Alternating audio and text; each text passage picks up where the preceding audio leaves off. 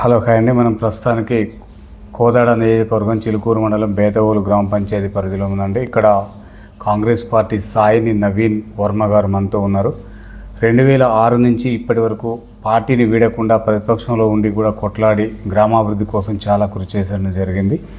ఇప్పుడు ఈ 6 గ్యారంటీలు నిన్న సీఎం గారి మీటింగ్ ఎంత మేరకు సక్సెస్ అయిందో అతను అడిగి తెలుసుకునే ప్రయత్నం చేద్దాం. నమస్కారం సార్. నమస్కారం అండి. సార్, ఇక్కడ నిన్న జరిగిన సీఎం గారి మీటింగు ఎంత మేరకు సక్సెస్ చేసిర్రు? ఈ సన్న బియ్యం పంపిణీ ఈ రోజు స్టార్ట్ చేసిర్రు సార్. ఎంత మేరకు లబ్ధి చేకూరుతుంది అంటారు సార్? సీఎం గారి మీటింగ్కి వాళ్ళు 1,00,000 మందికి అక్కడ ఏర్పాట్లు చేసిరండి.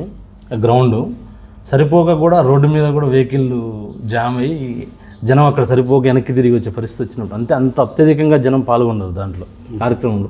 మరి ఈ బేతల నుంచి అయితే మేము తీసిన ర్యాలీలో 700 బైకులు బయలుదేరి ర్యాలీగా తీసినాం. పంపించినటువంటి 9 బస్సులు కూడా ఫుల్ అయిపోయినాయి. ర్యాలీలో 700 బైకులు మినిమం ఒక 1000 మందిని మేము డీజే పెట్టి మంచిగా అక్కడికి తీసుకుపోయాను. సన్నబియ్యం కార్యక్రమం అనేది గవర్నమెంట్ పెట్టడం అనేది మన ఉత్తమ్ సారు, అది అభినందించాల్సిన విషయం. అది ప్రజలకు కూడా ఎవరో కొద్దిగా ఉన్నతంగా ఉన్నవాళ్ళు, ఆర్థికంగా ఉన్న వాళ్ళే సన్నబియ్యం తినేది దాని నుంచి ప్రతి ఒక్క పేదవాడికి కూడా అందాలని ఒక ఉద్దేశం మీద గవర్నమెంట్ ఈ సన్నబియ్యం కార్యక్రమాన్ని ప్రారంభించడం అనేది చాలా అభినందించే విషయం. అది నా తరపున ఉత్తమ్ సార్కి కృతజ్ఞతలు తెలియజేసుకుంటాను. ఓకే సార్, ఇక్కడ కాంగ్రెస్ ప్రభుత్వం 2014లో ఎలాంటి అభివృద్ధి కార్యక్రమాలు చేసిన? అప్పుడున్నది కూడా ఇప్పుడున్న మేడం గారు ఎమ్మెల్యేగా కొనసాగించారు. అయితే అప్పుడు గవర్నమెంట్ లేకపోవడం వల్ల కొద్దిగా ఏదైనా కూడా గవర్నమెంట్లో ఉన్న ఎమ్మెల్యేకి వచ్చిన ఫండ్స్ అయితే ఆపోజిషన్లో ఉన్న ఎమ్మెల్యే ఫండ్స్ అయితే రావు, ఆ నియోజకవర్గానికి రావు. అందరికి తెలిసిన విషయం ఇది. అయితే ఆ ఎమ్మెల్యే కోటా కింద వచ్చిన వాటిలో అయితే మాత్రం అయితే సీసీ రోడ్లు కానీ, ఒక ట్యాంక్ నిర్మాణం కానీ, మన శ్మశాన వాటికలో కొద్దిగా అభివృద్ధి చేయించడం కానీ, గ్రామంలో ఆమెకు సాధ్యమైనంత వరకు అయితే ఆమె దగ్గర ఉన్న ఫండ్స్ వరకు అయితే చేసారు. వాళ్ళిద్దరు ఉత్తమ్ సార్ కానీ మేడం కానీ వాళ్ళిద్దరు దంపతులు ఎప్పుడు కూడా పని మీదనే అభివృద్ధి. ఎక్కడ మా 2 నియోజకవర్గాల్లో, బయటదైతే నాకు తెలియదు కానీ విషయం, ఈ 2 నియోజకవర్గాల్లో ఎప్పుడు కూడా వాళ్ళు ఎక్కడ అభివృద్ధి చేయాలి. ఈ మధ్యన కూడా ఇక్కడ 16 కోట్లు పెట్టి చిలుకూరు నుంచి మన జరిపోలగూడెం వరకు డబల్ రోడ్ శాంక్షన్ చేయించారండి. అది కూడా శరవేగం జరుగుతుంది, అయిపోద్ది ఒక 2 monthsలో వరకు కూడా. ఓకే సార్, ఇక్కడ ఉత్తమ్ కుమార్ రెడ్డి అని తిరుగులేని నాయకుడు సార్. మన ఎంపీగా 6 సార్లు, ఎమ్మెల్యేకి ఒకసారి ఎంపీగా గెలిచడం జరిగింది. అతను కోదాడ కానీ, హుజూర్ నగర్ కానీ ఎలాంటి అభివృద్ధి కార్యక్రమాలు చేసింది సార్? ఇక్కడ అభివృద్ధి కార్యక్రమాలు అంటే ఉత్తమ్ సార్ మొన్న రీసెంట్గా 200 కోట్లు పెట్టి ఒక ఆదర్శ పాఠశాల, ఒక ఐటీఐ కాలేజీ నిన్న ప్రకటించారు. మళ్ళీ అక్కడ రామస్వామి గట్టు దగ్గర 2500 ఇల్లులు మన కాంగ్రెస్ గవర్నమెంట్ ఉన్నప్పుడు ఉత్తమ్ సారు గృహ నిర్మాణ శాఖ మంత్రిగా ఉన్నప్పుడు అయితే వాటిని ప్రారంభించి ఒక 90% కంప్లీట్ అయినాయి. తర్వాత టీఆర్ఎస్ గవర్నమెంట్ వచ్చిన తర్వాత కక్షతోటి 2500 ఇళ్ళని ఒక 9 సంవత్సరాల పాటు వాటిని ఫినిషింగ్ చేసి జనాలకు పంచకుండా అట్నే ఉంచేసారు. అక్కడికి పోయినప్పుడు అయితే మాకు చాలా బాధ అనిపించేది ఆ ఇళ్ళని చూసినప్పుడు. సారు ఎమ్మటే ఎమ్మెల్యే గెలవడం, మంత్రికి కావడంతో వాటిని మళ్ళీ మొన్న 60 కోట్లు 90 కోట్లు శాంక్షన్ చేయించి వాటిని మొత్తం పూర్తిగా కంప్లీట్ చేసి మన ముఖ్యమంత్రి గారు వచ్చినప్పుడు ఒక 99% కూడా అయిపోయింది. 1% అది పంచడానికి దగ్గరకు వచ్చిందండి. ఒక 2 monthsలో అవి కూడా కంప్లీట్ అయ్యి జనానికి పోతాయండి. ఓకే సార్, ఇక్కడ ఉత్తమ్ కుమార్ రెడ్డి గారు పిసిసి అధ్యక్షునిగా ఉన్నారు సార్ గతంలో.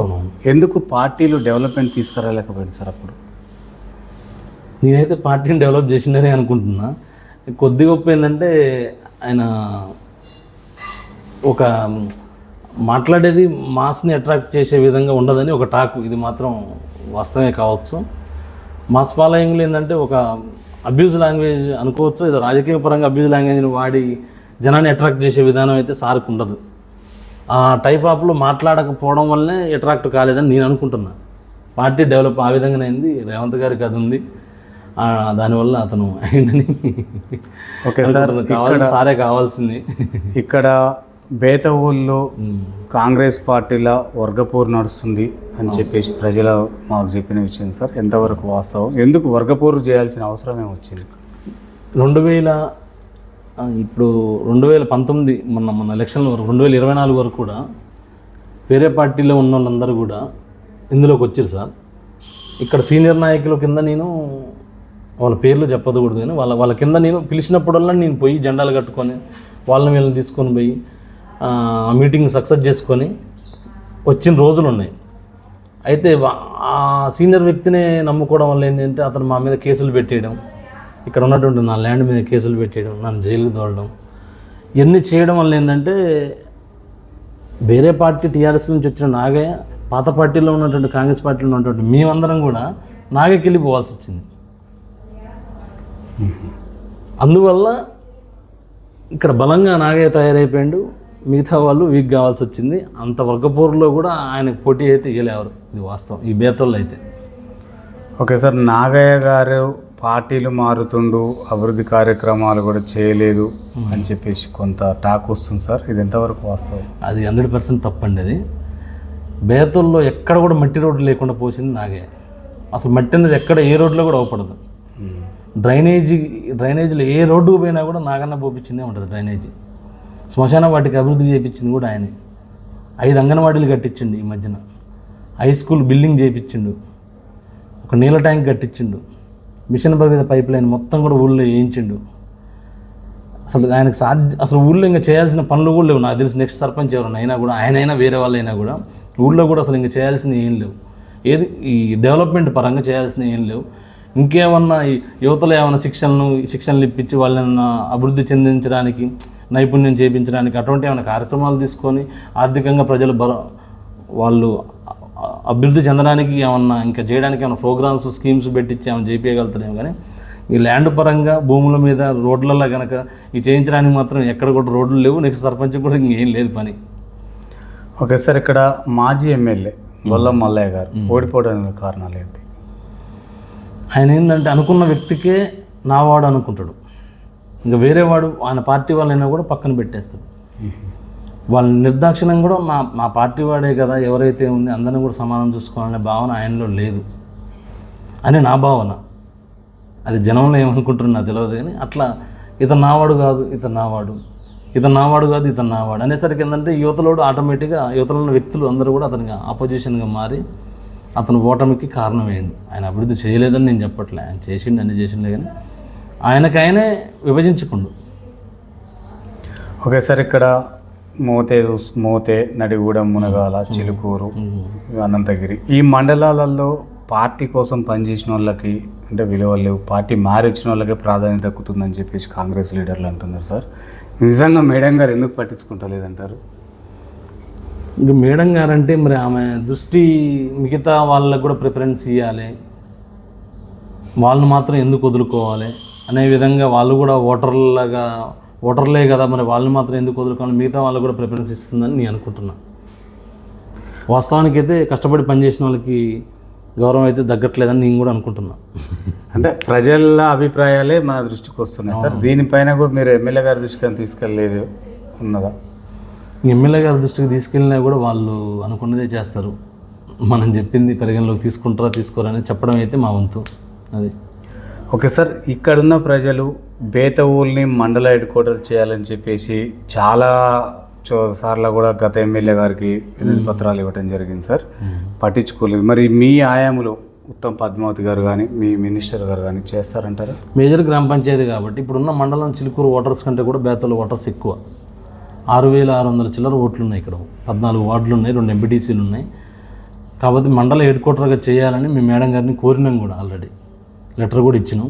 మరి వాళ్ళు చేసి దాన్ని బట్టి ముందుకెళ్తాం. ఓకే సార్, ఇక్కడ కూడా పురాతనమైన టెంపుల్ నిర్మాణాలలో కొంత అవినీతి అక్రమాలు జరుగుతున్నాయి అంటున్నారు సార్, దాంట్లో ఎంతవరకు వాస్తవం ఉందంటారు? లేదండి, ఇది టెంపుల్లో మాత్రం ఎటువంటిది కూడా ఏమీ జరగలేదు. రామాలయం విషయం గురించి మాట్లాడుకుంటే ఏంటంటే, రామాలయం ఒక 10 అడుగులు లోతైంది భూమిలోకి. మొన్న పెద్ద వర్షం వచ్చినప్పుడు ఏంటంటే గర్భభూమిలోకి పోయి నీళ్లు దేవుడు మొత్తం మునగడం జరిగింది.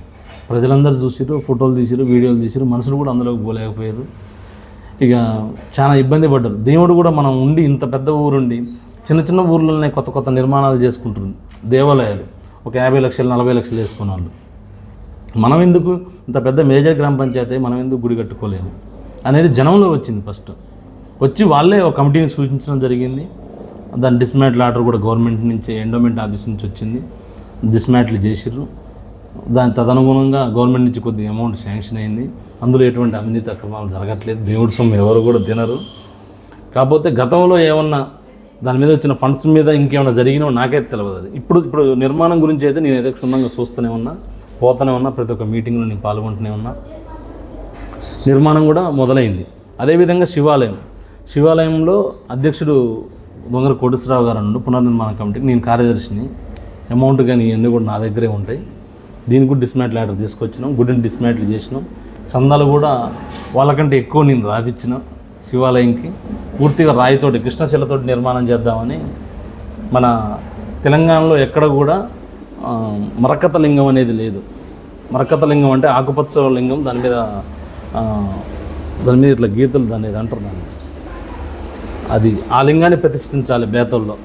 పూర్తిగా కృష్ణశిలతోటి మండపం, రాజగోపురం, ఉపాలయాలు రెండు కూడా, ఇవన్నీ కూడా కృష్ణశిలతో నిర్మాణం చేసి దరిదాపు ఒక 4 సంవత్సరాల కాలం పడుతుందండి ఆ గుడి అయిపోవడానికి. దాని గురించి చాలా ప్రయత్నాలు చేసి, ఇక్కడే కదా హైదరాబాద్లో ఉన్న బిగ్ షాట్స్ వాళ్ళ దగ్గరకు కూడా పోయి కూడా మేము చందాలు రాయించుకొని వస్తున్నాం. ఎక్కడ అవినీతి జరగట్లేదు, ఆ దేవుడికే మేము సేవ చేసుకుంటామని కోరుకుంటున్నాం. సార్, బేతవోలుకు ఉన్న ప్రత్యేకతలు ఏంటి? అసలు బేతవోలు అనే పేరు ఎలా వచ్చింది సార్? బేతాళ రాజని ఏదో ఆయన గతంలో నాకైతే మనకు తెలిసింది కదా, చరిత్రను పట్టి చెప్పడం. బేతాళుడు అనే రాజు ఎవరు పరిపాలించిండు, అతని పేరు మీద బేతోలు అనేవి వచ్చిందని అంటారు. మరి అది వాస్తవం కాదని నాకైతే తెలియదు, చరిత్రను బట్టి చెప్పుకోండి. బేతోలుకున్న ప్రత్యేకతలు ఏంటంటే పెద్ద చెరువు ఒకటి, చిన్న చెరువు. మా ఊరు తడకమల్ల సీతారామచంద్రరావు గారని మా ఊరు దొరవారు, ఆయన ఈ 2 చెరువులు తవ్వించారు. ఒకప్పుడు బేతల్లో ఎక్కడ కరువు వచ్చినా కూడా ఒక సీజన్ వానాకాలం అయిపోయిందంటే, ఖరీఫ్ సీజన్ అయిపోయిన తర్వాత రబీ సీజన్కి కూడా సాగర్ కెనాల్ వాటర్ రాకపోయినా కూడా ఈ 2 చెరువుల మీద పంటలు పండుతాయి అనే పేరుండేది. ఇప్పుడు ఆ చెరువులన్నీ కూడా ఆక్రమణకు గురవుతున్నాయి. దరిదాపుగా ఒక 700-800 ఎకరాలు ఉన్నటువంటి చెరువు, బేతల చెరువు, ఇవాళ చూస్తే అసలుకి చాలా బాధ అనిపిస్తుంది. ఒక 400 ఎకరాలు కూడా ఉంటుందా ఉండదా అని కొన్ని రోజులకి కొన్ని సంవత్సరాలకి మన పిల్లలకి వాళ్ళకైనా కూడా బేతల్లో చెరువు ఉండేది. ఒకప్పుడు బేతల్లో చెరువు ఉండేది అనుకునే రోజులు వస్తాయేమో నేను అనుకుంటున్నా. చిన్న చెరువు అని ఉన్నది, అది కూడా ఒక 200-300 ఎకరాలు చిల్లర ఉన్నది. అది కూడా ఒక 20-30 ఎకరాలకి కుదించుకుపోయింది. మొత్తం మీద ఒక 40-50 ఎకరాల లోపలనే ఉంటుందని నేను అనుకుంటున్నాను. కొన్ని రోజులకి 2 చెరువులు కూడా కనుమరుగయ్యే పరిస్థితి ఏర్పడుతుంది. దీని మీద ఇక్కడ ఏదైనా మాట్లాడదలుచుకున్నా, ఏదైనా ఏంటంటే అక్కడ దాని చుట్టూ ఉన్నటువంటి కొద్దిమంది, ఒక 4-5 బడా రైతులు ఉన్నటువంటి కూడా 1-2 ఎకరాలు ఆక్రమించుకుంటే పేదలు చాలా మంది. దాన్ని ఇంకేదైనా ఏదైనా చేయాలనుకున్నా కూడా మనం వాళ్ళని ఏది చేసినట్టు అవుతుంది అనే దానికి అందరూ నాయకులు కూడా అట్లా అనుకుంటున్నారేమో నేను అనుకుంటున్నా. ఓకే సార్, చాలా ఎకరాలు చెరువు కబ్జాలకు గురైన సంగతి తెలిసింది సార్. మరి దానిపైన హైదరాబాద్లో తీసుకొచ్చిన హైడ్రాని ఇక్కడ తీసుకురావచ్చు కదా సార్? హైడ్రా తీసుకురావడం కంటే ముందే మన నీటిపారుదల శాఖ మంత్రి కూడా మన సారే కాబట్టి రిజర్వాయర్ ప్రతిపాదన కనుక తీసుకొస్తే మనకి ఇక్కడ ఉన్నటువంటి పునుగోడు రిజర్వాయర్ కానీ, ఇక్కడ పాలేరు రిజర్వాయర్ కానీ, అవి బేతల కంటే పెద్ద ఏం కాదు. అసలు ల్యాండ్ని మొత్తాన్ని తీస్తే రిజర్వాయర్ ప్రతిపాదన తీసుకొస్తే గవర్నమెంట్ ల్యాండ్ ఎక్కడ వరకు ఉందో వాళ్ళు డైరెక్ట్గా వచ్చేస్తారు, అక్కడ కట్టపోసేసుకుంటారు. ఇంక యువతలకి రావడానికి ఉండదు. అంటే మన భాషలో చెప్పుకోవడానికి ఈ కట్ట దాటి యువతలకి రావడానికి వచ్చి వ్యవసాయం చేయడానికి ఎవరు సాహసం చేయరు కదా. రిజర్వాయర్ ఉండడం వల్ల ఏంటంటే స్టోరేజ్ కూడా పెరుగుతుంది, వాటర్ స్టోరేజ్ పెరగడం వల్ల తద్వారా ఏంటంటే చుట్టుపక్కల ఉన్న రైతుల బోర్లలో కూడా గ్రౌండ్ వాటర్ పెరిగి ఒక కారు అదనంగా చేసుకోవడానికి కూడా ఇంకా అవకాశం ఉంటుంది. మరి అది సార్ దృష్టికి తీసుకెళ్ళాలండి. ఓకే సార్, ఇక్కడ ఈ జిల్లాకు చెందిన వ్యక్తి మంత్రి గారు ఉన్నారు, నీటిపారుదల శాఖ మంత్రి. అయినప్పటికీ కూడా చాలా చోట్ల మునగాల కానీ మూత ఏరియాల పొలాలు మొత్తం ఎండిపోతున్నాయి సార్ రైతులే. ఎందుకు సారు ఇంత డిలే చేస్తున్నారు? అది వాటర్ సిస్టంలో మరి ఎస్ఆర్ఎస్పిలో మరి దాంట్లో వాటరు గ్రౌండ్ లెవెల్లో ఉండడం వల్ల దానికి లిమిట్స్ ఉంటాయి కదండి, వదలకూడదు ఈ పరిధి దాటి. అంటే రైతుల్లో వ్యవసాయం కంటే ఎక్కువేం కాదు కదా సార్, ఆ నామ్స్ని పరిధి దాటి వెళ్ళకూడదుగా.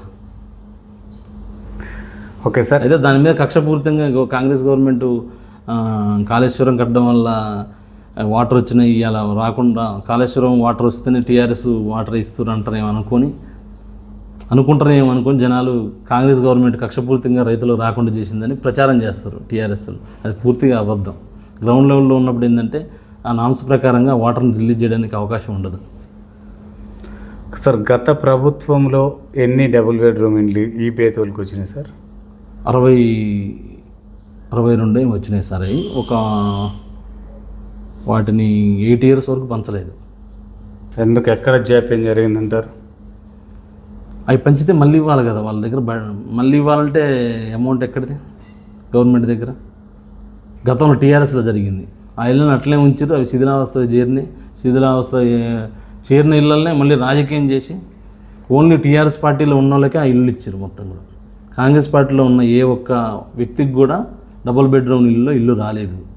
అది కూడా లోకల్ నాయకులు అమౌంట్ తీసుకొని వాళ్ళకి పంచారు, వాళ్ళు టీఆర్ఎస్ వాళ్ళకి. ఓకే సార్, ఇక్కడ ఒక నియోజకవర్గానికి 3,500 ఇందిరమ్మ ఇండ్లు శాంక్షన్ చేస్తూ ఉంటున్నారు కదా సార్. మరి ఈ ఒక్క గ్రామ పంచాయతీని 6,000కు పై చిలుకున్నారు ప్రజలు. ఎలా సాధ్యమవుతుంది అంటారు సార్? అంటే పూర్తిగా ఇప్పుడు ఒక పెంకుటిల్లు కానీ ఒక గుడిసె లాంటిది కానీ ఉండి తన ప్లేస్ ఉన్న వ్యక్తికి ఇస్తే సాధ్యపడుతుందండి. అది ఇల్లులుండి కార్లుండి ఎక్కడో ఉండి హైదరాబాద్లో ఫ్లాట్లుండి ఇంకేదో పొలాలుండి వాళ్ళందరికీ ఇచ్చుకుంటూ పోతే అది సాధ్యపడదు. ఓటర్లందరికీ ఇవ్వడానికి సాధ్యపడదు. అది పూర్తిగా నిరుపేదకు చెందాలనేది గవర్నమెంట్ లక్ష్యం కాదండి. ఓకే సార్, ఇక్కడున్న ప్రజలు ఇక్కడ డైనమిక్ లీడర్ ఉన్నప్పటికి కూడా మాకు చాలా మందికి రైతు బంధు పడలేదు అంటున్నారు సార్. ఎక్కడ జాప్యం జరిగింది? రైతు బంధు ఇప్పుడు 3 ఎకరాల వరకు, 1 ఎకరా నుంచి రుణమాఫీ కూడా కాలేదంటున్నారు. 1 ఎకరా నుంచి స్టార్ట్ చేసి 3 ఎకరాల వరకు రైతు భరోసా పడ్డదండి. ఇప్పుడు క్రమక్రమంగా దాన్ని వేసుకుంటూ వెళ్తారు. మళ్ళీ రుణమాఫీ గురించి చెప్పుకోవాలంటే 2 లక్షల పైన తీసుకున్న వాళ్ళ మాఫీ కావాలని వీళ్ళు కోరుకుంటారు. గవర్నమెంట్ పూర్తిగా మన అసెంబ్లీలో బట్టి గారు కూడా మనం చెప్పడం జరిగింది, 2 లక్షల పైన ఉన్న వాళ్ళే మాఫీ జరగదు. ఇక్కడున్న వాళ్ళ వాదన ఏంటంటే ఇచ్చే 2 లక్షలు ఏదో ఇస్తే పైన వడ్డీ మేము కట్టుకుంటాం కదా, పైన డబ్బులు మేము కట్టుకుంటాం కదా అంటారు. ఆ నామ్స్ ప్రకారం వెళ్ళిపోతారు, కానీ దాన్ని మనం బ్రేక్ చేసి ముందుకు పోలేం కదా. 2 లక్షల లోపల ఉన్న అందరికీ మాఫీ అయినాయి. ఓకే సార్, నిన్న జరిగిన సీఎం గారి మీటింగ్లో గౌరవ ముఖ్యమంత్రి గారు అన్ని అబద్ధాలు చెప్తున్నారని చెప్పేసి ప్రతిపక్షం ఉంటున్నారు సార్. ఎంతవరకు వాస్తవం? ఎక్కడ అబద్ధాలు చెప్పారు సార్? సన్నబియ్యం ప్రొక్యూర్మెంట్ అయితే ఇప్పుడు జరిగింది. సన్నబియ్యం ప్రొక్యూర్మెంట్ ఎప్పుడు జరిగిందంటే ఖరీఫ్ వడ్లు వచ్చిన తర్వాత సన్నాలకు బోనస్ 500 ఇచ్చారు. 500 బోనస్ రైతులు చేరడం అనేది లేట్ అయింది మాత్రం వాస్తవం. ఇది 1 నెల తర్వాత కూడా పడ్డాయి అకౌంట్లో, అయితే అందరికీ పడ్డాయి, రైతులందరికీ పడ్డాయి. ఆ వడ్లని మిల్లర్కి చేరిరు. మిల్లర్కి చేరిన దాంట్లో ఏంటంటే FCI పర్సంటేజీ మన సివిల్ సప్లై పర్సంటేజ్ ఉంటుంది. ఆ పర్సంటేజీ మన సివిల్ సప్లై డిపార్ట్మెంట్కి వీళ్ళు సన్నబియ్యం వరకు ప్రొక్యూర్మెంట్ తీసుకున్న తర్వాత గోడౌన్లలో స్టాక్ పెట్టారు. అయితే ఈ పథకాన్ని ముందే ప్రారంభించాలనే ఆలోచన మన మంత్రి గారికి ఉంది. కాకపోతే ఇక్కడ వచ్చిన ఇబ్బంది ఏంటంటే ఏదైనా కూడా మనకు ధాన్యం చేరినప్పుడు ఏంటి అంటే దాన్ని మనం బియ్యంగా మార్చినప్పుడు అది వెంటనే అన్నం వండాలంటే ఏంటంటే గంజిగా అవుతుంది, దాన్ని జనం తినరు అనే ఉద్దేశంతో బియ్యం ఎప్పుడో గోడౌన్లోకి చేరినాయి. 6 నెలలకు సరిపడ బియ్యం ఇప్పుడు ఆల్రెడీ గోడౌన్లలో ఉన్నాయి. ఆ మక్కడం వల్ల ఏంటంటే ఆ బియ్యం మక్కడం వల్ల ఏంటంటే అన్నం మంచిగా పుల్లగా అవుతుంది, తినడానికి మంచిగా ఉంటుంది అన్నమాట. దాని కొరకు నిరోలు ఆపి మళ్ళీ ఉగాది రోజున దీన్ని ప్రారంభించారు. ఓకే సార్, ఇక్కడున్న కొంతమంది మహిళలు ఉచిత బస్సు విషయానికి వస్తే అదంతా ఉద్యోగస్తులకే బెనిఫిట్ ఉంది సార్ అంటున్నారు. నిజంగా కూడా వెనుకబడిన మహిళ ఆ పథకాన్ని వినియోగించుకోలేకపోతుంది, ఉపయోగం లేదు. ఉద్యోగస్తులు మాత్రం డైలీ వచ్చిపోతున్నారు అంటున్నారు. దీని మీద ఎంతవరకు వాస్తవం? దానివల్ల లాభాలు ఉంటాయి ప్రభుత్వానికి? ఒక పథకాన్ని మనం ప్రవేశపెట్టినప్పుడు ఏంటంటే దాంట్లో నెగిటివ్స్ ఉంటాయి, పాజిటివ్స్ ఉంటాయి. అయితే ఈ పాజిటివ్స్ గురించి గవర్నమెంట్ మీద ఎవరు మాట్లాడరు. నెగిటివ్ ఎక్కడో అక్కడ జరుగుతున్న దాని గురించి మనం పైకి చూపడానికి ప్రయత్నం చేస్తుంటాం, ఎందుకంటే ఏదో బురద చల్లడం కోసం నేను అనుకుంటున్నాను. ఓకే సార్, ఇక్కడ గతంలో జగదీష్ రెడ్డి మంత్రిగా కొనసాగించాడు సార్ జిల్లాకి, సూర్యాపేట జిల్లాకి. ఎలాంటి అభివృద్ధి చేశారు సార్? జగదీష్ రెడ్డి గారు మా వైపు అయితే ఆయన కాన్సన్ట్రేషన్ చేసినట్టు ఎప్పుడూ లేదు. ఆయన ఎప్పుడు వచ్చి కూడా మీటింగ్లు పెట్టినట్టు కానీ ఇక్కడ ర్యాలీ షోలు చేసినట్టు కానీ ఏది కూడా 1-2 సార్లు ఏమి వచ్చినట్టుంది ఇక్కడికి. మ్యాక్సిమం ఏంటంటే జగదీష్ రెడ్డి గారు కూడా ఇక్కడ లోకల్లో ఎవరికి తెలియదు. అంటే నేను ఏదో వ్యంగ్యంగా మాట్లాడుతున్నాను మీరు అనుకోవద్దులే, కానీ చాలా మందికి లోకల్లో ఉన్న వాళ్ళకి తెలియదు. ఆయన ఒక మంచి వ్యక్తి, మంత్రి గారు, ఆయన అభివృద్ధి చేసి ఉండొచ్చులే, కానీ ఇక్కడ లోకల్లో అయితే మా దగ్గర అయితే ఏం జరగలేదు. మరి ఇక ఈ మంత్రి గారికి ఆయనకి ఏమైనా గతంలో ఏమైనా విభేదాలు ఉన్నాయో ఏమో, కానీ ఈ కాన్స్టిట్యూషన్ రెండింటి మీద అయితే ఆయన దృష్టి పెట్టలేదు. ఓకే సార్, ఉమ్మడి నల్గొండ నుండి సూర్యాపేట జిల్లాగా విడిపోయింది సార్. ఎలాంటి అభివృద్ధి చెందింది కొత్త జిల్లా? చాలా అభివృద్ధి చెందిందండి. మన కలెక్టర్ ఆఫీస్ మన ఫస్ట్ మెయిన్ ఏంటంటే ఇంతకుముందు మేము టీచర్ ట్రైనింగ్ కోచింగ్ కూడా నేను TTC చేసిన, డిగ్రీ చేసిన, ఇంటర్మీడియట్ తర్వాత ఇవన్నీ చేయడం వల్ల ఏంటంటే మేము ఏ పని ఉన్నా కూడా కలెక్టర్ ఆఫీస్కి పోవాలంటే నల్గొండ పోవాలంటే అప్పుడు ఆ రోడ్ల మీద చాలా ఇబ్బంది పడేది మేము. నల్గొండ పోయి ఆ పని చేసుకొని రావాలంటే ఒక రోజు మొత్తం అయిపోయేది. ఇప్పుడు మనం సులువుగా ఇప్పుడు కలెక్టర్ ఆఫీస్ కొత్తది పడ్డాం, ఇక్కడ సూర్యాపేట విడిపోవడం, ఏదైనా పని కావాలంటే మనం పోయినాం, ఒక గంటలో చేసుకుంటున్నాం, మన పని అయితే మనం చేసుకుంటున్నాం, వస్తున్నాం. అన్ని విభాగాలు కూడా ఒక్కడిని కలెక్టర్ ఆఫీసులో చేర్చడం, ఏ విభాగానికి సంబంధించిన పని అయినా కూడా మనకి ఎమ్మట అయిపోవడం అక్కడ మంచిగా ఉందండి. ఓకే సార్, కాంగ్రెస్ ప్రభుత్వం వచ్చిన తర్వాత బెల్ట్ షాపులు పూర్తిగా నిర్మూలిస్తామని హామీ ఇవ్వడం కూడా జరిగింది సార్ గౌరవ ముఖ్యమంత్రి గారు. మరి ఇక్కడ మంత్రి గారు అండ్ ఎమ్మెల్యే గారు ఎలా ఉంది నిర్మూలన? గత ప్రభుత్వాలు కూడా చాలామంది హామీలు ఇచ్చిరండి ఈ మద్యపానం నిషేధం గురించి. అది అన్న నందమూరి తారక రామారావు గారికి ఒక్కడికే సాధ్యపడ్డది. ఆయన ఒక్కడే దాన్ని పరిపూర్ణంగా నిర్మూలించారు. సరే, ఆయనది ఏ పార్టీ అయినా కూడా ఆయన అందరికీ దేవుళ్ళు అంటాడు కాబట్టి ఆయన చేసిండు, సాధ్యపడదు. కానీ నాకు తెలిసి అది సాధ్యపడదు అనుకుంటాను నేను, ఏ గవర్నమెంట్ వచ్చినా కూడా. ఎందుకు సార్? ఆదాయం వచ్చే మార్గం అదే కాబట్టి. ఓకే సార్, ఇక్కడ మహిళా ఎమ్మెల్యే గారు కొనసాగిస్తున్నారు సార్. మరి మహిళలకు ఎలాంటి గౌరవం దక్కుతుంది?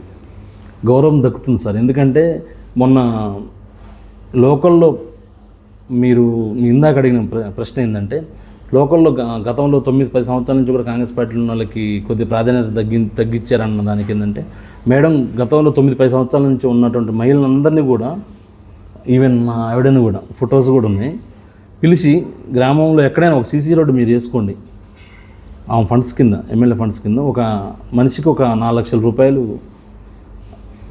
లేడీస్కే ఇచ్చి పంపించింది.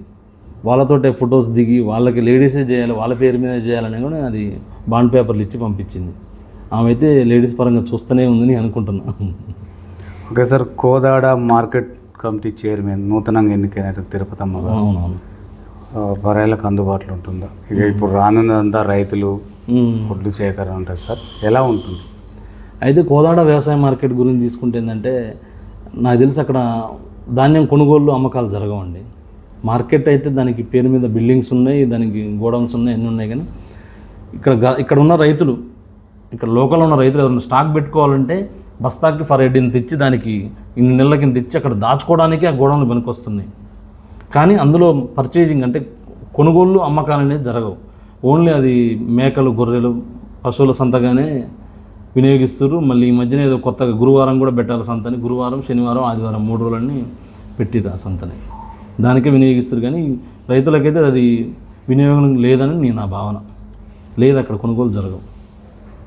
ఓకే సార్, ఇక్కడ నుంచి ప్రాతినిధ్యం వస్తున్న ఎమ్మెల్యే గారు గతంలో ఎందుకు ఓడిపోవడానికి గల కారణాలు ఏంటి? మొన్న ఓడిపోవడానికి కారణం కూడా మా బేతలే అండి. అంతే, వచ్చినటువంటి 400 చిల్లర మల్లయ్య యాదవ్ గారికి అధికంగా వచ్చినాయి ఓట్లు కాంగ్రెస్ పార్టీ కంటే. మా ఊర్లోనే ఒక 300 ఓట్లు అధికంగా అడుగుపడ్డాయి. అదొకటి బీసీ సామాజిక వర్గంలో మల్లయ్య యాదవ్ గారు, బీసీ సామాజిక వర్గం, బీసీలు అధికంగా ఉండడం కోండ నియోజకవర్గంలో ఓట్లు ఆయనకి వేయడం, మన బీసీని గెలిపించుకుందాం అనే భావంతో కాంగ్రెస్ పార్టీలో ఉన్నోళ్ళు కూడా చాలామంది కూడా జనరల్గా ఆయన పోయి పనిచేసి ఓట్లు వేసారు కాంగ్రెస్ పార్టీలో ఉండి కూడా. అట్లా మేడం గారిని ఒకసారి మేము కాదనుకున్నందుకు చాలా ఇబ్బందులు పడ్డామని జనానికి తెలిసిపోయింది ఆల్రెడీ. మళ్ళీ ఆమెనే గెలిపించుకుర్రు అత్యధిక మెజార్టీ తోటి. నాకు తెలిసి మన స్టేట్లో 3వ మెజార్టీ అనుకుంటా మేడం, 52,000 ఉంది. ఓకే సార్, ఇక్కడ బీసీ వర్గీకరణ ఓకే అమలైతే నిజంగా రాష్ట్రంలో పెను మార్పు జరుగుతుందంటారు? పక్కా జరిగిద్దండి. బీసీలకు ప్రాధాన్యత పెరుగుతుంది. 42% అనేది పార్లమెంట్లో ప్రవేశపెట్టి ఒత్తిడి తేవాలని వీళ్ళు అనుకుంటారు. కాకపోతే అక్కడ ఒప్పుకోకపోవచ్చు. నాకు తెలిసిందంటే వాళ్ళ మెజారిటీ బీజేపీ ఉంది కాబట్టి, మెజారిటీ బీజేపీ వాళ్ళు కాబట్టి అక్కడ ఒప్పుకోకపోవచ్చు. అట్లా కాకపోయినా కూడా రాష్ట్రం మన అసెంబ్లీలో ప్రవేశపెట్టి మన లోకల్ బాడీస్ వరకు అయితే దాన్ని అమలు చేసుకునే హక్కైతే మనకు ఉందని నేను అనుకుంటున్నాను. చేస్తానని కూడా అంటున్నారు కదా. ఓకే సార్, ఇక్కడ ఎంపీగా ఉన్నప్పుడు, ఇప్పుడున్న మంత్రి గారు ఉత్తమ్ కుమార్ రెడ్డి గారు ఎంపీగా ఉన్నప్పుడు ఎట్లాంటి అభివృద్ధి చేసింది సార్? ఎంపీగా ఉన్నప్పుడు ఏంటంటే, అప్పుడు కొద్దిగా మన ఎంపీ ఫండ్స్ వచ్చిన వాటిలో ఆయన సాధ్యమైనంత వరకు అన్నీ ఇక్కడ ఉన్నటువంటి ఆయన ఎంపీ కింద ఉన్న కాన్స్టిట్యూషన్ అన్నిటి కూడా పంపిణీ చేసిండు. అంతవరకు పనులు జరిగినాయి. కానీ ఇక్కడ లోకల్లో ఉన్నటువంటి పార్టీ బీఆర్ఎస్ కాబట్టి ఎక్కడైనా ఇప్పుడు అపోజిషన్లో ఉన్న పార్టీకి అయితే ఎప్పుడైతే ఫండ్స్ అయితే అంత ప్రాధాన్యత ఇయ్యరు, పంపియ్యరు కూడా. అప్పుడు ఏం జరగలేదని నేను అనుకుంటున్నాను. ఒకసారి ఈ బేతవోలు ప్రజలు నవీన్ వర్మకి ఓటు ఎందుకు వేయాలి, ఏం చెప్తారు సార్? నవీన్ వర్మకి ఎందుకు ఓటేయాలి? నవీన్ వర్మకి ఎందుకు ఓటేయాలంటే ఈ 2006 ఇప్పుడు 2025 బేతోల్లో ఎక్కడ అన్నదానం కార్యక్రమం జరిగిందని నాది అందులో ఒక 10% అన్న నాది లేకుండా ఎక్కడ అన్నదానం జరిగినా కూడా ఇక్కడ జరగలేదు. అదొకటి. క్రీడలు ఇక్కడ బేతోల్లో జరిగినటువంటి ఏ క్రీడలు, క్రికెట్ పోటీలు కానీ, కబడ్డీ పోటీలు కానీ, ఎక్కడ ఏది జరిగినా కూడా ఇన్ని సంవత్సరాల్లో అందులో నాది ప్రైజ్ మనీ కానీ ఏదైనా లేకుండా లేదు. అదొకటి. ఎవరికన్నా కానీ ఆపద ఏదైనా జరిగిందంటే నా వంతు సాయంగా నేనైతే చెయ్యంది మాత్రం ఏదీ లేదు. ఎక్కడ ఏది జరిగినా కూడా నవీన్ అనేది మాత్రం ఉంది. వీటన్నిటికంటే కూడా ఇన్ని రోజులు కూడా ఇన్ని ఇబ్బందులు పడి కూడా వాళ్ళ దగ్గర నుంచి ఎన్నో ఇబ్బందులు పడ్డాం, బీఆర్ఎస్ వాళ్ళ దగ్గర నుంచి. అయినా కూడా పార్టీ మారకుండా పెద్ద పెద్ద నాయకులు వాళ్ళ స్వలాభాల కోసం పార్టీలు మారినా కూడా నేను మారకుండా ఉండడం అనేది నాకు కలిసి వచ్చే అంశం అని నేను అనుకుంటున్నాను. సరే, చుట్టుపక్కల రైతులై ఒడ్లు కూడా సేకరించుంటున్నారు నవీన్ వర్మ అంటున్నారు, ఎంతవరకు అండి?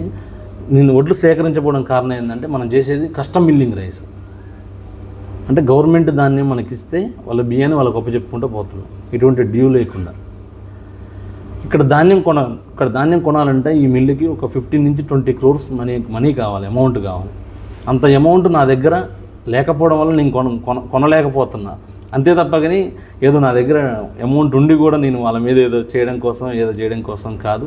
ఇక్కడ జనరల్గా ఏంటంటే ఏ రైతు అయినా కూడా ఏంటంటే ఇవాళ తీసుకొచ్చి మనకు ధాన్యం అమ్మిందంటే నెక్స్ట్ డేనే అతని ఖర్చులకు అవసరాలు ఉంటాయి. ఫస్ట్ మనం ఏది కొన్నా కూడా రైతు అంటేనే అమౌంట్ పంట మీదనే ఆధారపడి ఉంటాడు. ఈ 6 నెలలు ఎదురు చూస్తూ ఉంటాడు దానికోసం. పొలం పెట్టుబడి బయటనే అప్పుగా తీసుకొచ్చి ఉంటాడు, తన అవసరాల కోసం వాడుకుంటుంటాడు, ఇంకా కుటుంబ అవసరాల కోసం వాడుతుంటాడు. కాబట్టి మన అమౌంట్ ఎమ్మటే ఇచ్చే మార్గం కాబట్టి అంత అమౌంట్ మన దగ్గర లేదు, మనకు అతను అందించలేము. మళ్ళీ అందించలేకపోవడం వల్ల ఏంటంటే మనం ప్యాడీ తీసుకొని ఫెయిల్ అవుతాం. దాని కొరకే మేము తీసుకోవట్లేదు కానీ వేరే. ఓకే సార్, ఇప్పుడు బేతవోళ్ళ ఎక్కువ శాతం 50-60% దాకా రైతులే ఉన్నారు సార్. అవును. మరి వాళ్ళ ఒడ్లు మీరు సేకరించినప్పుడు వాళ్ళు మీకు ఓటు ఎలా వేస్తారు, ఎందుకు వేయాలి అంటే మీరు ఏం చెప్తారు సార్? ఒడ్లు విషయం మీరు వాళ్ళకి తెలియదు కదా. ఒడ్లు సేకరించకపోవడానికి నాకు ఓటేయడానికి సంబంధం లేదండి. నేను కొనకపోయినా కూడా ఈ చుట్టుపక్కల మొత్తం కూడా 10-15 మిల్లులు ఉన్నాయి. వాళ్ళు రా అని బతిలాంటి రేటు పెట్టి కొనుక్కుంటున్నారు, డబ్బులు ఉన్న వాళ్ళు ఉన్నారు. నా దగ్గర ఆ స్తోమత లేదని నేను చెప్తున్నాను అంతే. ఓకే సార్, ఇప్పుడు ఎన్నికలంటే రేపు రానున్న ఎన్నికలు, గ్రామ పంచాయతీ కానీ ఎంపీటీసీ ఎన్నికలంటే మొత్తం మద్యం మనీతో కూడుకున్న వ్యవహారం సార్. ఓటు అమ్ముకోకుండా, ఆ పవిత్రమైన ఓటు అమ్ముకోకుండా ఎలాంటి చైతన్యం తీసుకురావాలి ప్రజలలో మీరు కృషి చేస్తారు? పక్కా అండి. మనం చేసిన పనుల్ని, ఇన్ని రోజుల మనం ఉన్న విధానాన్ని, మన మంచితనాన్ని, నాకు ఉన్నటువంటి సన్నిహిత సంబంధాలు, ప్రతి ఒక్కరిని పలకరించే విధానం, దీన్ని బట్టి నన్ను ఓటేసి ఎటువంటిది కూడా ధనం కానీ మద్యం కానీ ఎటువంటిది కూడా ఆశించకుండా నాకు ఓటేస్తారని నేను కోరుకుంటున్నాను బేతోలు ప్రజల్ని. ఓకే సార్, ఇక్కడ యువకులకి కానీ మహిళా సోదరిమణులకు మీరు ఏం చెప్పదలుచుకున్నారు ఎలక్షన్లను ఉద్దేశించి? ముఖ్యంగా నాకు ఒకటి ఏదైనా సందర్భం, ఏదైనా చిన్న ఇష్యూ జరిగినప్పుడు ఏంటంటే ఇక్కడ ఇంటర్మీడియట్ అయిపోయిన కాడి నుంచి ఒక డిగ్రీ స్థాయిలో ఉన్నటువంటి ఆ మధ్య స్థాయిలో ఉన్న యువకులు బాగా ఆ గొడవల్లో ఇన్వాల్వ్ అయ్యి మద్యం సేవించొచ్చి ఒక 50-60 మంది, ఏ కమ్యూనిటీ అయినా కానీ, ఎస్సీ కానీ, బీసీ కానీ, ఓసీ కానీ, ఏ కమ్యూనిటీ వాళ్ళైనా అందులో పాల్గొంటుంటే నాకు చాలా బాధ అనిపిస్తుందండి. ముఖ్యంగా ఏంటంటే ఒక సామాజిక వర్గంలో జరిగేటటువంటి ఒక వ్యక్తి, ఒక చిన్న స్థాయి ఉద్యోగి అయినా, కేవలం కానిస్టేబుల్ అయినా కానీ, ఒక టీచర్ అయినా కానీ ఏదైనా అయితే అతని పిల్లగాళ్ళు ఒక మంచి మార్గంలో పోతారు. విద్యాపరంగా నేర్చుకొని అతనికి ఒక చెల్లి ఉందనుకోండి, చెల్లె పిల్లగాళ్ళని కూడా ఇతను ఏదో ఒక ఆర్థికంగా లేకపోయినా, అతనికి ఆర్థికంగా సపోర్ట్ చేయకపోయినా కూడా ఏంటంటే ఒక వెల్ఫేర్ హాస్టల్ను ఎక్కడన్నా వేసి ఈ వ్యక్తి ఆ పిల్లల్ని కూడా చదివిస్తాడు. ఇతను అన్నుంటే అన్న పిల్లగాళ్ళని కూడా. తద్వారా ఏం జరుగుతుందంటే అక్కడ ఉన్నటువంటి 4-5 కుటుంబాలు విద్య వైపు మల్లుతాయి. కేవలం ఏదో ఒక బడా నాయకుడు ఇచ్చేటటువంటి ఒక 3,000కి 4,000కి సరే అది చేయండి రా అని వీళ్ళని తీసపోవడం, చెరువు కట్టల మీద కూర్చోబెట్టుకోవడం, 4-5 కమ్యూనిటీకి ఏర్పడడం, వాళ్ళకి మద్యం పోయడం, పారవాని కొడదాం పారా అని రావడం. ఇటువంటి చిన్న ఏజ్లో ఉన్నటువంటి పిల్లగాళ్ళు దీనికి బానిస అయిపోయి కేవలం వాడి జీవితాన్ని తాకట్టు పెడతారు. వాళ్ళ నిండు జీవితాన్ని తాకట్టు పెడతారు. నేను చాలాసార్లు కూడా నేను చాలామంది చెప్పదలిసిందే కానీ మనకి ఏదైనా ఒక చిన్న లాంటి ఒక పదవి లాంటిది ఒకటి దొరికితే దీన్ని బలంగా తీసుకుపోవాలని నాకు అవసరమైతే దాన్ని గట్టిగా వేరే ఫోర్స్ నేను ఉపయోగించైనా వాళ్ళని మార్చాలని నా ఉద్దేశం అండి. గతంలో ఇక్కడ గంజాయి కేసులు కూడా 2-3 నమోదైనాయి. గంజాయి అమ్మడం ఇక్కడ ఆ పిల్లగాళ్ళ మీద కూడా నేను పోలీసు వాళ్ళకి చెప్పి కొద్దిగా మార్పు తెచ్చే మార్గంలో నేను చేసినండి నేను. సార్ ఇక్కడ యువత మొత్తం కూడా డ్రగ్స్కు మద్యానికి బానిసలు అవుతున్నారు. నిన్న మేము చూస్తుంటే ఆ డబుల్ బెడ్రూమ్ ఇల్లు సార్ అక్కడ పోయి మద్యం సేవించడం కూడా జరుగుతుంది. అది ఎక్కడ జాప్యం జరుగుతుంది సార్? అల్లులో చైతన్యం రావాలంటే ఈ నిర్మూలన ఏ విధంగా సాధ్యమవుతుంది అంటారు సార్? నిర్మూలన సాధ్యం కావాలంటే ఏంటంటే ఇక్కడ ఉన్నటువంటి కొద్దిమంది ఒక 2-3 లీడర్స్ ఏంటంటే వాళ్ళకి జనాబలం లేకపోవడం, ఫస్ట్ జనంలో బలం లేకపోవడం. జనం బలాన్ని ఏంటంటే నువ్వు మద్యం పోపించి బలాన్ని తీసుకోవాలనే ఆలోచన ధోరణితో యువతను పెడదోవలు పట్టిస్తుందని నేను అనుకుంటున్నాను. ఓకే సార్, ఫైనల్గా ఏం చెప్పదలుచుకున్నారు మొత్తం కూడా మీ బేతోలు ప్రజలకి, యువతకి రేపు ఎలక్షన్లను ఉద్దేశించి చెప్పండి. నేను 2006 నుంచి కూడా ఇప్పటి వరకు కూడా ఏ పార్టీ మారకుండా ఇదే కాంగ్రెస్ పార్టీలో ఉండి నాకు సాధ్యమైనంత వరకు ఊర్లో ఉన్నటువంటి ప్రజలకు నా సాయశక్తులను నేను కృషి చేశాను. చాలాటువంటి సహాయ సహకారాలు చేశాను. క్రీడా పోటీలలో కూడా నేను పాలు పంచుకున్నాను. సాంస్కృతిక కార్యక్రమాల్లో పాలు పంచుకున్నాను. నా వంతుగా నాకున్న దాంట్లో కొద్ది గొప్ప ధనాన్ని వాళ్ళ వరకు ఖర్చు పెట్టి ఆ కార్యక్రమాల్లో నేను పాల్గొన్నాను. కాబట్టి ఇప్పుడు వచ్చేటటువంటి ఎన్నికల్లో అదే జనరల్ అయితే కనుక ఎంపీటీసీ, జనరల్ అయితే కనుక ఎంపీటీసీ 2గా నేను పోటీ చేసి ఒకవేళ అవకాశం ఉంటే ఎంపీపీ కూడా అవుతానని ఆశిస్తూ బేతవులు ప్రజలకు శుభాభినందనలు. Okay, thank you sir. చూస్తూనే ఉండండి మీ తెలుగు టీవీ.